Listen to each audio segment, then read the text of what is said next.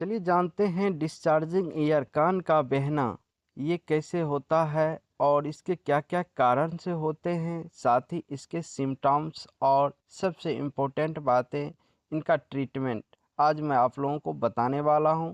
तो आप लोग वीडियो को अंत तक देखें ताकि आपको पूरी से पूरी जानकारी हो सके।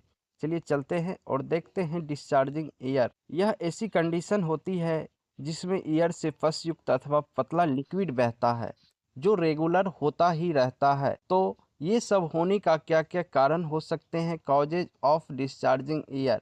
तो इससे का कारण हो सकता है आपको ट्रेमेटिक कंडीशन, चोट लगने से हो सकता है, और साइनोसिटिस साइनस का शोथ होने से आपको कान बह सकता है। इन्फेक्टियस कंडीशन जैसे कि वूपिंग कॉफ, मिजल्स, स्कारलेट्स फीवर आदि होने के कारण भी आपको जो है कान में बह सकता है। लेरिंजिटिस और फेरिंजिटिस अथवा टॉन्सिसिटिस में भी आपको ये देखने को मिल सकते हैं। कॉमन कोल्ड यदि सर्दी है तो उसमें भी आपको ईयर पस पतला लिक्विड बहते देखने को मिल सकते हैं। चलिए अब इसकी बात कर लेते हैं साइन एंड सिम्टम्स। इसको कैसे पहचानेंगे, इसका क्या लक्षण होते हैं। ईयर में सेवर पेन होना, पस लाइक लिक्विड बहना, हैवीनेस और इन्फ्लामेशन और ईयर कर्ण शोथ तथा कान का भारीपन होना, फीवर हो सकता है। अगर ट्रेमेटिक इंजरी हो तो डिस्चार्ज ब्लड मिक्स हो सकता है।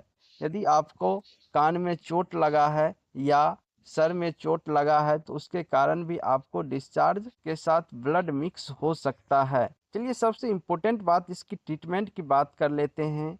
ये दवाई अपने से बिल्कुल यूज नहीं करना है।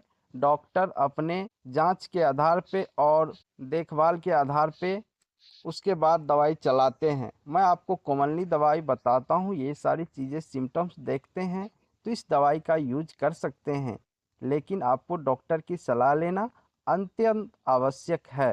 कान को अच्छे ईयर डब्स से क्लीन करना चाहिए। क्लीन करते वक्त ध्यान रखें कि किसी प्रकार की इंजुरी ना हो। इसमें जो कैप्सूल होता है मॉक्स 500 mg, जिसमें कंपोजिशन के रूप में एमोक्सिलिन 500 mg पाया जाता है। एक कैप्सूल सुबह शाम 3 से लेकर के 5 दिन तक ले सकते हैं।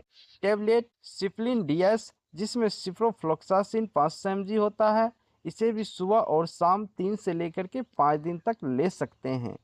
यदि आपको कान में दर्द हो रहा है तो उसके लिए आप डायनापर, जिसमें कंपोजिशन डेक्लोफेनेक और पैरासीटामोल होता है, एक गोली सुबह और शाम ले सकते हैं, या एसओएस जब दर्द करता है तो उस टाइम ले सकते हैं।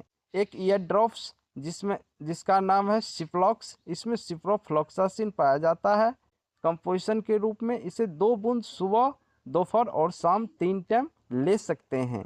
यदि इस सब चीज़ों से भी सुधार नहीं होता है तो ईयर ड्रॉप्स के रूप में ओर्थोगेसिक 2 बूंद सुबह दोपहर शाम ले सकते हैं। अगर इन्फेक्शन ज़्यादा हो तथा डिस्चार्ज कम ना हो तो इंजेक्शन मोनोसैप 1 ग्राम, जिसका कंपोजिशन सेफ्ट्रेक्सन होता है, IV से लगाया जा सकता है। इसके बाद भी रिलीफ ना मिले तो ENT सर्जन से ओपिनियन लेना चाहिए और इसके जांच करवानी चाहिए कि क्या दिक्कतें हैं। और इसी तरह की इन्फॉर्मेटिव वीडियो के लिए हमारे चैनल को फॉलो करें, सब्सक्राइब करें। जय हिंद, जय भारत।